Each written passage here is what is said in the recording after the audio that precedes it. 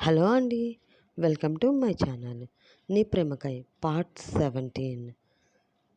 ఈ స్టోరీలోకి వెళ్ళబోయే ముందుగా ప్రీవియస్ పార్ట్స్ చూడని వాళ్ళు ఎవరైనా ఉంటే ప్లీజ్ ముందవి చూడండి.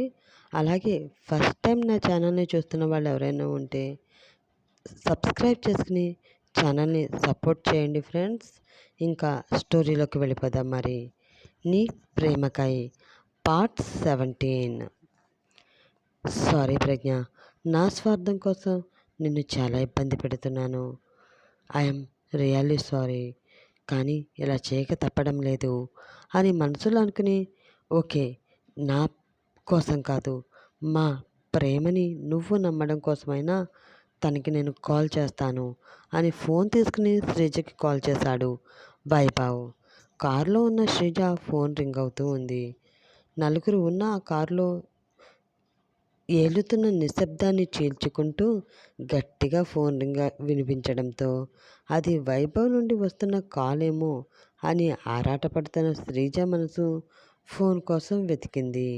ఆ ఫోన్ లగేజీతో పాటు వెనుక డిక్కీలో ఉన్న తన బ్యాగ్లో ఉండటంతో అది ఎలా తీసుకోవాలో ఆమెకి అర్థం కావడం లేదు.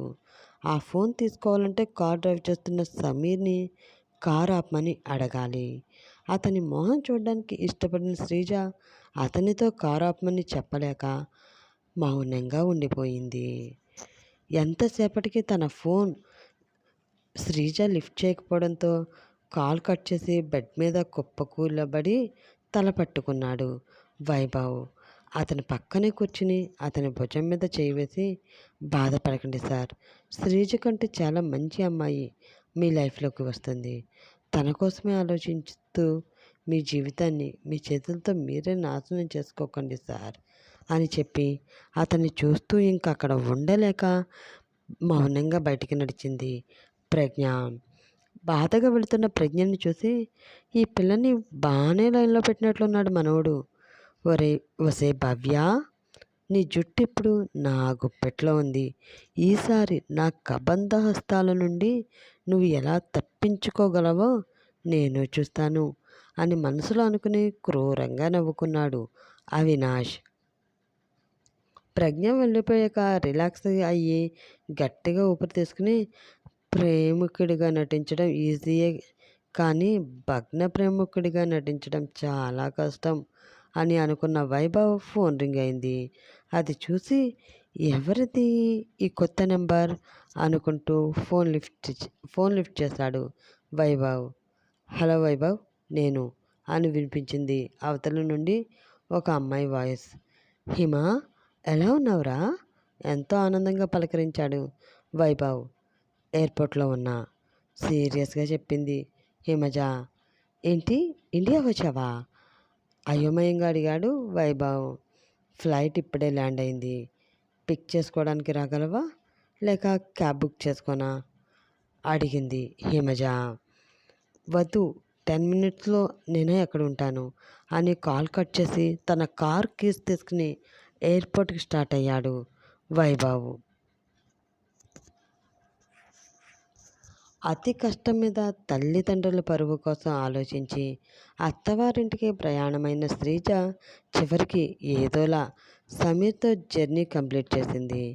ఇంటి ముందు కార్ ఆగిన సౌండ్ రావడంతో కంగారుగా హారతి పళ్ళెం గుమ్మం దగ్గర చెంబుతో బియ్యం సిద్ధం చేసింది రాగిణి. ఆ ఇంటిని చూస్తేనే ఏదో రాకూడని చోటుకి వచ్చినట్లు మొహం పెట్టి కారు దిగాలి అని అనిపించక కారులోనే కూర్చుని ఉంది శ్రీజ. ఆ ఇంటిని చూస్తూనే ఎక్కడికో రాకూడని చోటుకు వచ్చినట్లు మొహం పెట్టి కారు దిగాలి అని అనిపించక కారులోనే కూర్చుని ఉంది శ్రీజ. అది చూసి వెళ్ళి కార్ డోర్ ఓపెన్ చేసి, నువ్వు దిగుతావా, నన్ను దించమంటావా అని కోపంగా అడిగాడు సమీర్. సమీర్ ఏదైనా చేయగలడు అని ఇదివరకే అర్థమై ఉండడంతో అతనికి తనని దించే అవకాశం ఇవ్వకుండా తనే దిగింది శ్రీజ. నిప్పులు కక్కుతున్న కళ్ళతో వస్తున్న ఆ జంటని చూస్తూ ఉంది వైదిక. పక్క నడుస్తూ వస్తున్న వారిద్దరిని చూస్తుంటే ఆమెకి ఏదో తెలియని కోపంతో ఒళ్ళు మండిపోతుంది. సంతోషంగా హారతి పళ్ళెంతో సిద్ధంగా ఉన్న రాగిణి శ్రీజ మొహం చూసి నీరు కారిపోయింది. గుమ్మం వరకు వచ్చిన వారిని ఆపి ముందు ఒకరి పేరు ఒకరు చెప్పుకొని ఆ తర్వాత కుడికాలు పెట్టి లోపలికి రండి అని అంది రాగిణి. ఆ మాటతో శ్రీజకి విపరీతమైన కోపం వచ్చి ఆ కోపంతోనే గుమ్మం దగ్గర పెట్టిన బియ్యం చెంబుని గట్టిగా తన్నింది. ఆ బియ్యం ఎగిరి వాళ్ళని చూస్తూ ఉన్న వైదిక మీద పడ్డాయి. అది చూస్తూ ఉన్న వాళ్ళందరూ అదే షాక్లో ఉండగా ఎడమకాలు పెట్టి ఆ ఇంటి లోపలికి వెళ్ళింది శ్రీజ. ఆమె ప్రవర్తనకి అందరికీ ఒక్క నిమిషం నిర్ఘాంతపోయారు. అది ముందుగానే ఊహించిన సమీర్ మాత్రం మౌనంగా జరిగేది చూస్తూ ఉండిపోయాడు. లోపలికి వచ్చిన శ్రీజ, నా రూమ్ ఎక్కడా అని వైదికని అడిగింది. పైన అని తన వేలుతో పైకి చూపించింది వైదిక. సరే, త్వరగా నా లగేజ్ రూమ్లో పెట్టించు అని చెప్పి పైకి వెళ్ళిపోయింది శ్రీజ. దీని కంటికి నేను పని మనిషిలో కనిపిస్తున్నానా? కనిపిస్తే కనిపించాను, కానీ ఇంట్లో దీని ఎంట్రీ మాత్రం సూపర్ అబ్బా. ఇంకా నా ప్లేస్కి డోకా లేదు అన్న నమ్మకం నాకు కలిగించే విధంగా ఉంది దీని ప్రవర్తన. త్వరలోనే ఇది గేట్ పాస్ తీసుకుని బయటకు పోవడం, నేను కుడికాలు పెట్టి లోపలికి రావడం జరిగిపోతుంది అని మనసులో తీర్మానం వేసుకుంటూ ఉంది వైదిక. రాగిణి, రాజేష్ ఒకరి మొహాలు ఒకరు అయోమయంగా చూసుకున్నారు. అక్కడ జరిగిన దానికి ముందు షాక్ అయినా తర్వాత మనసులో చాలా ఆనందపడ్డారు నరేంద్ర, కాంచన. అందుకే అనేది వదిన, పెళ్ళిళ్ళు చేసేటప్పుడు అటు 7 తరాలు ఇటు 7 తరాలు చూసి మనకి సరితూగే సంబంధం చూసి చెయ్యాలి అని. గొప్పింటి పిల్ల కదా అని ఆశపడి అయిన వాళ్ళని దూరం పెడితే ఇదిగో ఇలానే ఉంటుంది అని వ్యంగ్యంగా అంది కాంచన. శ్రీజ ప్రవర్తనకే బాధపడుతున్న వాళ్ళకి కాంచన మాటలు పుండె మీద కారం చల్లినట్లు అనిపించాయి. ఆ మాటలు విన్న సమీర్, రాధా అని గట్టిగా అరిచాడు. అతని అరుపు విని కంగారుగా పరిగెత్తుకు అక్కడికి వచ్చింది ఆ ఇంటి పని మనిషి రాధా. ఇల్లంతా ఇంత చిరాగ్గా ఉంటే ఏం చేస్తున్నావు నువ్వు? మేము చెప్పే వరకు క్లీన్ చేయాలని నీకు తెలీదా అని ఆమెపై అరిచాడు సమీర్. ఇప్పుడే చేసేస్తాను బాబు అని వణుకుతూ చెప్పింది రాధా. తొందరగా చెయ్యి. అలాగే శ్రీజ ఈ రోజు నుండి ఈ ఇంట్లోనే ఉంటుంది. తనకి ఏం కావాలో కనుక్కొని రోజు తనకి నచ్చినవే చేసి పెట్టు. తనకి ఇక్కడ ఏ లోటు రాకూడదు, ఏ విషయంలోనూ తను ఇబ్బంది పడకూడదు అని వార్నింగ్ ఇచ్చినట్లు చెప్పాడు సమీర్. అలాగే బాబు అని తలాడించింది రాధా. సమీర్ మాటలు విని మూతి తిప్పుకొని, ఇంకా ఇక్కడే ఉండి ఏం చూస్తున్నారు, పదండి వచ్చిన పని అయిపోయిందని అంది కాంచన. సరే అని వైదిక, కాంచనలతో బయటికి నడిచారు నరేంద్ర. వాళ్ళని అపార్యాన్ని అనిపించక అలా చూస్తూ ఉండిపోయారు రాగిణి, రాజేష్. హిమజ ఫోన్ రావడంతో ఎయిర్పోర్ట్కి వెళ్ళాడు వైభవ్. అక్కడ అతన్ని చూసి సైలెంట్గా అతని వెనకే నడిచింది హిమజ. ఆమెని ఎన్నో ప్రశ్నలు అడగాలని ఉన్నా ప్రస్తుతం ఆమె మొహం చూసి ఆ ప్రశ్నలు ఏవి అడిగే అంత ధైర్యం చేయలేకపోయాడు వైభవ్. ఎప్పుడూ ఎంతో ఆనందంగా నవ్వుతూ మాట్లాడే హిమజ ఇప్పుడు ఏదో పోగొట్టుకున్నట్లుగా దిగాలుగా ఉండడం చూస్తూ ఉంటే అతనికి మనసులో ఏదో అనుమానం మొదలవుతూ ఉంది. అలా వచ్చి కారులో కూర్చున్న వైభవ్ తనని ఏమన్నా అడుగుతాడేమో అని భయపడి బ్లూటూత్ చెవిలో పెట్టుకుని సీట్లో వెనక్కి వాలి రిలాక్స్ అవుతున్నట్లు కళ్ళు మూసుకుంది హిమజ. అది చూసి విరక్తిగా పెదవి విరిచి కార్ స్టార్ట్ చేశాడు వైభవ్. డల్గా రూమ్లోకి కూర్చుని ఉంది నీరజ.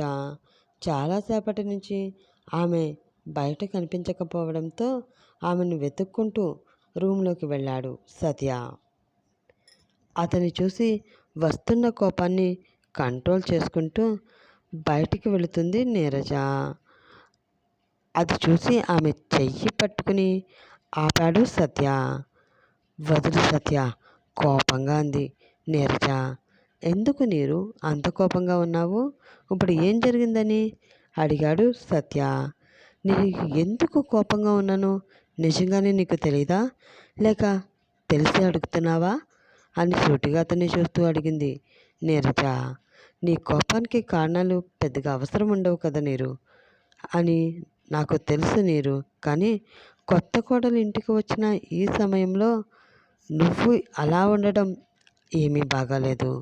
కొంచెం మూడు మార్చుకుని ఉంటే బాగుంటుంది అని అన్నాడు సత్య. ఓ అవునా, అయితే ఇంట్లో కొత్త కోడలు అడుగుపెట్టే ఆ సమయంలో తమరెక్కడికి వెళ్ళారో తెలుసుకోవచ్చా అని వ్యంగ్యంగా అడిగింది నీరజ. ఆ మాటకి తల ఉంచుకున్నాడు సత్య. అతన్ని చూసి విరక్తిగా నవ్వి, నాకు తెలుసు సత్య, నా ప్రశ్నకి నీ దగ్గర సమాధానం ఉండదు అని. అందుకే ఈ ప్రశ్న ఇన్ని రోజులు నిన్ను నేను అడగలేదు. నీకు చెప్పాలని అనిపించినప్పుడే చెప్తావు అని ఎదురు చూస్తూ ఉన్నాను అని చెప్పి మౌనంగా బయటికి వెళ్ళిపోయింది నీరజ. ఏం చెప్పను నీరు నీకు, ఎలా చెప్పను?